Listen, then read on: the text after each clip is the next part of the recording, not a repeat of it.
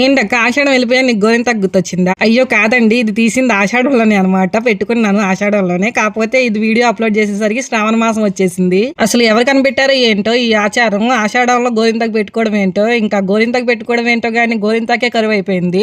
సర్లే కొనుక్కుందామంటే వాళ్ళు వచ్చేటప్పటికి నేను ఉండట్లా, నేను ఉండేసరికి వాళ్ళు ఉండట్లా. ఇంక ఇట్లా అయితే ఆషాఢం కూడా వెళ్ళిపోయేటట్టు ఉందని ఇంకా అత్తయ్య వాళ్ళ ఇంటికి అయితే వెళ్ళి గోరింటాకు కోసుకున్నాను. వెళ్ళానే గానీ గోరింటాకు కోసుకోవడానికి సగం చెట్లకి గోరింటాకే లేదు. ఏం చేద్దాం మరి, ఉన్న చెట్ల కన్నా కోసుకుందామంటే ఆషాఢం వచ్చింది. ఆషాఢంలో ప్రతి ఒక్క ఆడబిడ్డ పెట్టుకుంటది కదా గోరింటాకు. ఆ ఉద్దేశంతో కొంతమంది అయితే కావాలన్నారు, అందుకని కోసుకోలేదు.